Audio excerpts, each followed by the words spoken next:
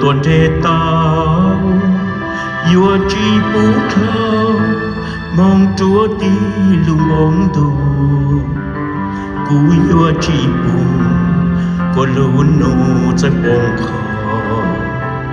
Yua chi cha cua Lưu nô dài là tên nô Kênh làng của tôi Tàu có lưu chạy lưu nhô Lưu ná lưu xung Yua mua tua chi bú khlau Chi bú có lau Chi bú có mua mong kê Yua ua lưu nênh Căng xa đủ có ý chí Ta xí lưu nô Cú mua tua cho chi ta Nữ cha lết khlau Tua tí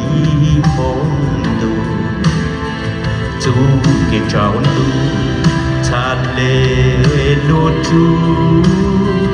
Có thàn dài cú Cho lùm là thề Chê cú uôn lù Nên nhỏ ôn cho ôn chú Kênh làng giọt lù Tù nâng chi xót trời trao Cú yua chi tao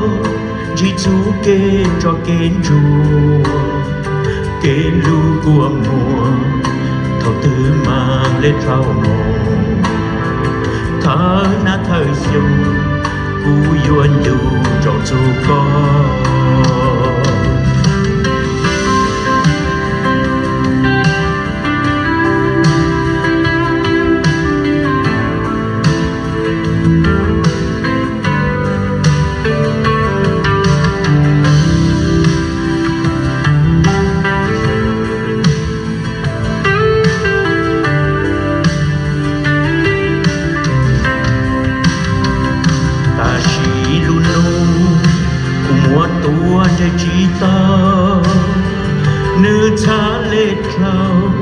ตัวตีบงดูจูเกจาวดูชาเลลูจูกอดทานยายกูจอลูลาเตเจ็บอวนลู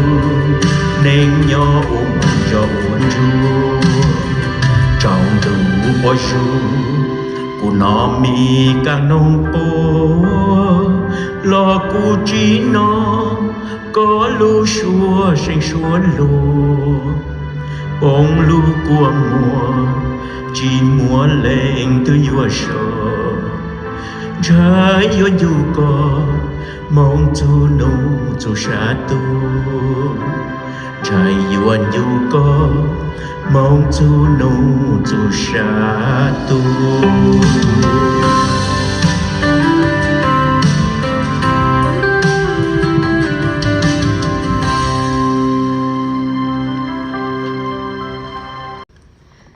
สบายดีทุกท่านที่เคารพและนับถือที่อยู่ใกล้และอยู่ไกลขน้อยนางคำสิทธิเดชขอตั้งหน้าให้ครอบครัวสิทธิเดชครอบครัวบ้านเล็กบ้านข้างไข่เมืองแปกแข่งเสียงขวงก่อนอื่นขน้อยขอแสดงความเศร้าสดใจนำครอบครัวย่างที่ได้สูญเสียผู้นำผู้ที่สำคัญผู้ที่บังเกิดเก้าผู้ที่เป็นพ่อผู้ที่เป็นหัวหน้าครอบครัวมื้อนี้ข้าน้อยดีใจที่ได้เข้ามาร่วมพิธีปณากิจศพของพ่ออ่าวยองเซ็งย่างหรือพ่ออ่าวบุญเหลือปัญญาใจที่ข้าน้อยบ่ได้ขาดฝันไว้และรู้สึกเสียใจที่สุดที่แม้นงานเศร้าสลดใจข้าน้อยอยากกล่าวประวัติหน่อยหนึ่งของพ่ออ่าวเพิ่นเกิดเดือน3วันที่18,1944ที่บ้านเล็กเมืองแปะแข่งเสียงขวงอายุรวมได้81ปีย้อนความโศกร้ายของผู้เป็นแม่บังเกิดเก้าเพิ่นได้เสียชีวิตกระทันหันหลังจากคลอดลูกออกมาฉะนั้นผู้เป็นพ่อบ่สามารถเลี้ยงดูเลยมอบให้พ่อแม่มุ่งเอาไปเลี้ยงอุปถัมภ์ ในเวลาบ้านเมืองเฮาตอนนั้นบ่สะดวกสบายที่ไปมาตอนนั้นมาจึงเฮ็ดให้สองไอ้น้องได้พดพากจากกันเป็นเวลาโดนนานสัวชีวิตของเพิ่นเองประมาณ65 ปีจึงได้พบกันต่างคนต่างมีครอบครัวต่างอยู่และมีชีวิตต่างกันสำหรับพ่อพวกขน้อยเพิ่นเคยเว้าให้ฟังว่าบ่มีอ้ายบ่มีน้องพ่อแม่เสียแต่น้อยเพิ่นได้พเนจรออกจากบ้านในเวลาอายุ8-9 ปีเพิ่นเข้าไปบวชอยู่วัดและหลังจากนั้นก็ได้ไปเป็นทหารและบ่เคยกลับบ้านเกิดเมืองนอนอีกเวลาผ่านไปเป็นเวลาแสนนานนี่เนาะหน่วยโลกมันกลมเอาแน่บ่ได้ความลับบ่มีในโลกก่อนพ่อแม่บุญธรรมพ่ออ่าวเพิ่นจะลาโลกนี้ไปเพิ่นบอกให้พ่ออ่าวว่าเพิ่นบ่แม่นลาวสูงเพิ่นแม่นลูกหลานคนลาวบ้านเล็กเมืองแปะแข่งเสียงขวางหลังจากนั้นพ่ออ่าวและแม่อาจึงได้ตัดสินใจไปเมืองลาวปี 2005ไปบ้านเกิดเมืองนอนของเพิ่นเองบ้านเล็กเพื่อไปค้นหาชีวิตของเพิ่นเองใช้เวลาอันโดนนานพอสมควรจึงได้คำตอบอันแท้จริงพิเศษได้คำตอบว่าเจ้ายังมีอ้ายผู้หนึ่งอยู่อเมริกาอ้ายผู้นั้นแม่นพ่อของพวกขน้อยเอกอย่าพ่อพวงสิทธิเดช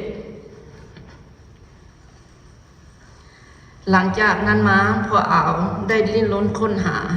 สอบหาโทรศัพท์พอมีวันหนึ่งแม่นวัน Thanksgiving ปี 2005มีเสียงโทรศัพท์จากเมลวอกกี้วิสคอนซินถามว่านี่แม่นไอ้บวงบ่พอเอาบอกว่านี่แม่นน้องชายเด้อพอปฏิเสธครอบครัวตายหมดแล้วบ่มีน้องบ่มีอ้ายย้อนความพยายามของพ่ออ่าวจึงได้กลับไปลาวอีกเพื่อไปสอบหาข้อมูลเพิ่มเติมย้อนความเอาใจใส่และความพยายามของพ่ออ่าวเพิ่นได้โทรหาพ่ออีกครั้งที่ 3จงมาเล่าความเป็นมาของบ้านเล็กและผู้บังเกิดเก้าผู้เป็นอ้ายจึงควรคิดหลังว่าแม่นความจริงเมื่อฮู้ความจริงแล้วผู้เป็นอ้ายจึงได้พยายามไปหามายามปี 2006เป็นเวลาที่ยาวนาน65 ปีที่สองไอ้น้องได้พบพ่อกันครั้งทำอิฐที่สองไอ้น้องได้พบกันแบบอนาอัศจรรย์ตอนนั้นมากันเลยมีความผูกพันและหักแพงกันตลอดมาพอเลยตั้งชื่อให้ว่าทานบุญเหลือปัญญาใจถึงจะเป็นเวลา6 ปีสั้น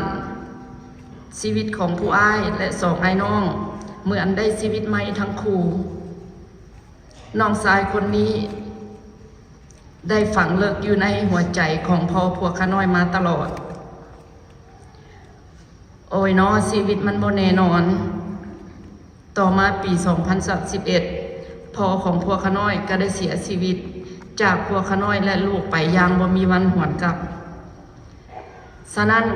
ความหักแพงและความเคารพนับถือพ่ออ่าวได้ทวีเพิ่มขึ้นเป็นเหมือนพ่อเป็นญาติผู้ใหญ่ที่ให้ความอบอุ่นของครอบครัวพวกขน้อยตลอดมาต่อมาวันหนึ่งพ่ออ่าวและแม่อาก็มีแผนไปเวียดนามไปเที่ยวฮานอยย้อนด้วยความบังเอิญสุขภาพบ่สะอาดของพ่ออ่าวบ่แข็งแรงเลยถือไปปีนปัวอยู่ห้องหมอฮานอยในเวลาสั้นๆเพิ่นก็ได้จากพวกเขาไปเหลือแต่ความงามความดีเลาะหอยยิ้มเพื่อให้ลูกหลานและเอาไปเป็นแบบอย่างสืบทอดและฝังไว้ในใจของพวกลูกหลานไปตลอดคำโบราณเพิ่นว่าคนเฮา มีเกิด มีเจ็บ มีตายฉะนั้นมาฮอดนี้พวกขน้อยลูกหลานของพ่ออาวจึงขอส่งกำลังใจมายังครอบครัวย่างและครอบครัวสิทธิเดชให้ฮักแพงเอากันจับมือและช่วยกันไปจนซัวฟ้าดินสลายพวกขน้อยขอถือเป็นเกียรติ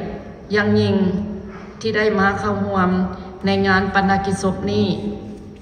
ในนามสายเลือดในครอบครัวเดียวกันและเป็นลูกหลานของพ่ออาวเองฉะนั้นเวลาสุดท้ายนี้ขออวยพรพระผู้เป็นเจ้าจงปกปักรักษาทุกท่านมีสุขภาพแข็งแรงเดินทางกลับบ้านตลอดปลอดภัยเถิด